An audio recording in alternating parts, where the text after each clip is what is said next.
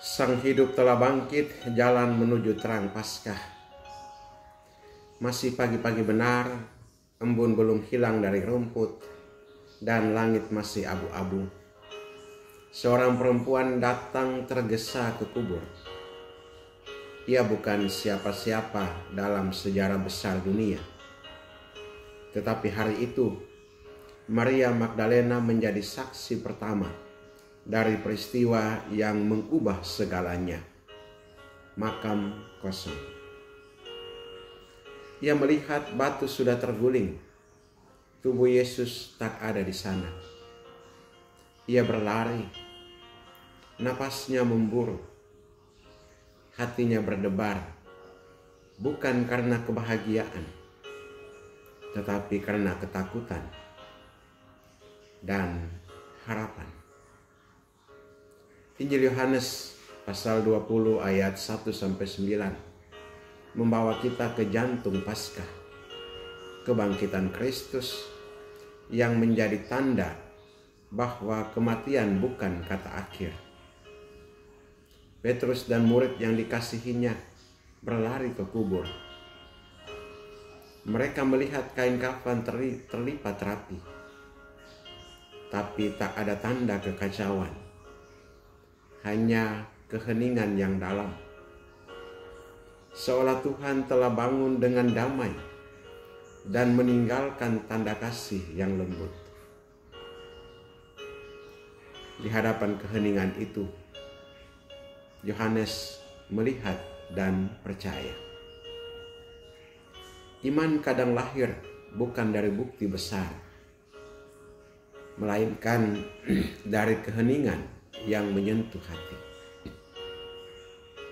Santo Agustinus menulis, kebangkitan Kristus adalah harapan kita, karena di dalamnya kita dibangkitkan dan dihidupkan. Salib adalah jalan, kebangkitan adalah tujuan.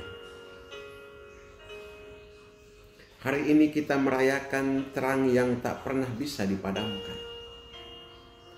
Dalam Kisah Para Rasul, Petrus mewartakan dengan tegas, Yesus telah dibunuh, tetapi Allah membangkitkan dia pada hari yang ketiga dan menunjukkannya kepada kami yang telah makan dan minum bersamanya sesudah ia bangkit dari antara orang mati. Ini bukan dongeng. Ini kesaksian hidup.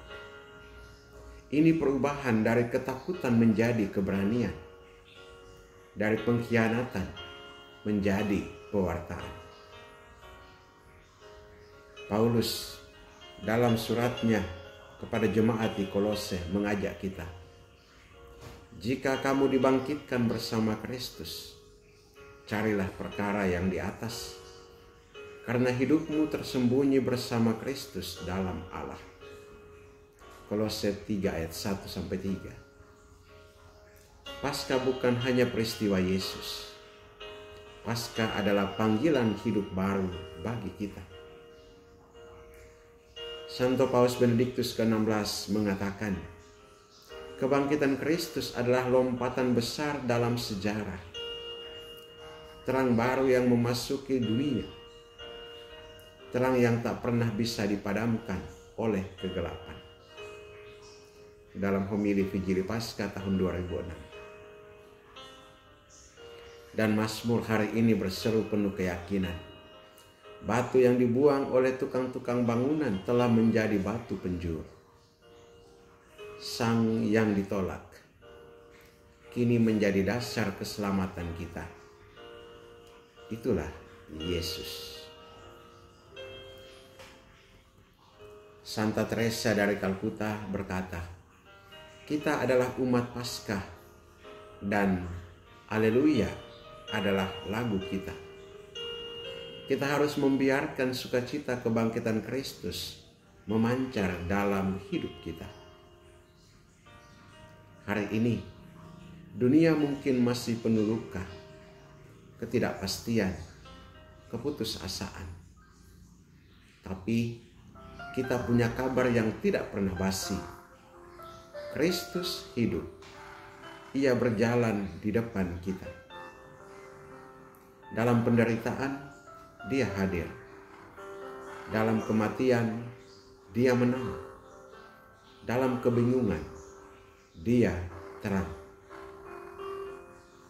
Saudara-saudariku yang terkasih, mari kita bangkit bersama Kristus. Biarkan terangnya menyentuh sisi-sisi tergelap hati kita. Dan marilah kita menjadi saksi bahwa kematian tidak punya kuasa atas kasih. Yesus hidup, dan karena itu kita pun hidup. Tuhan Yesus, bangkitkanlah juga hatiku dari ketakutan dan kelemahan. Jadikan aku pembawa terang-Mu di tengah dunia ini. Amin.